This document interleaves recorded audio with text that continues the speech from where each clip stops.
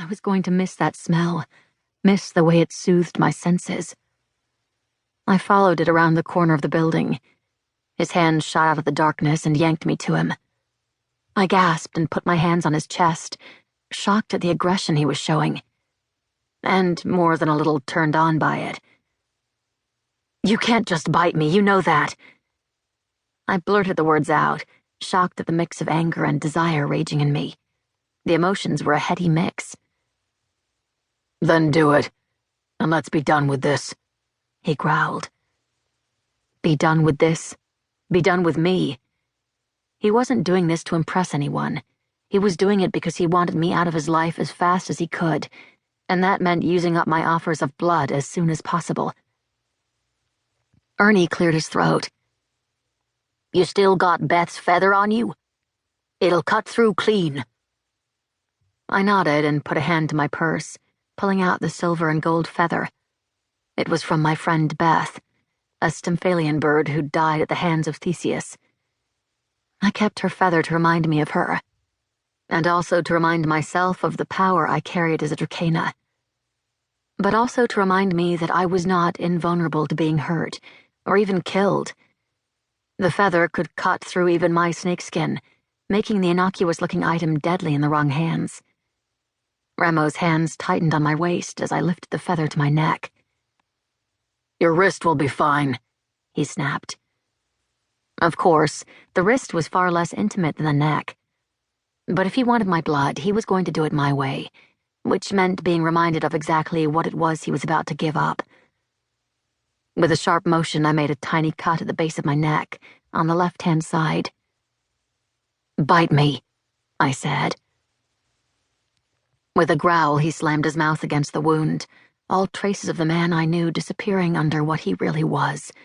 A vampire, a mob boss, out for himself and no one else. A spike of pleasure shot from his mouth, down through my chest, and pooled in between my legs. I whimpered even as I clung to him, feeling his muscles bunch and flex under my hands. His mouth slipped from the wound and up my neck, trailing kisses, trailing love bites that made my knees weak.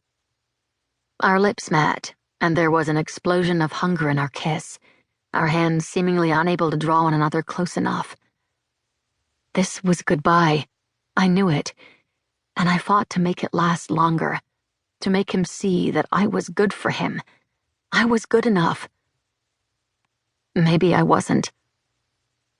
He bit my lower lip, tugged it toward him, and then let go. I looked up into his eyes to see the same dazed hunger that had nothing to do with the belly and everything to do with the body. "You were a siren. Stop trying to sway me." He pushed me away from him. I clamped a hand over the wound in my neck. I had to get it stitched up right away to close off the wound that could be used against me. That's what I focused on, that physical vulnerability. That's why it hurt so much. It had nothing to do with the pain in my heart, nothing to do with the realization that I'd been used again by a man who professed to care about me. Remo stumbled away from me, and as he stepped into the light in front of the bar, a woman approached him. She had short, spiky blonde hair and huge hooped earrings that brushed the tops of her shoulders. She threw her head back, a perfect invitation to a vampire. He caught her around the waist and picked her up, tossing her over his shoulder to take her with him. I stared in blank, mute silence as I struggled to understand what had just happened. And more than that, why? Why was it always the blondes who stole the men in my life? A small hand touched the top of my shoulder, and I closed my eyes. "Ernie, tell me that didn't just happen." "Sorry, kid," he said softly. "That was not expected. I thought you'd gotten through to him. I thought he saw you for all the amazingness you are." I stood there, my heart hurting far more than it should have over a man I'd known for only a few weeks. But there was something I would not admit to anyone out loud. I'd known Remo would be in my life from the first moment I met him. That he would be pivotal. The connection between us had happened within seconds of meeting. But apparently I was wrong about that.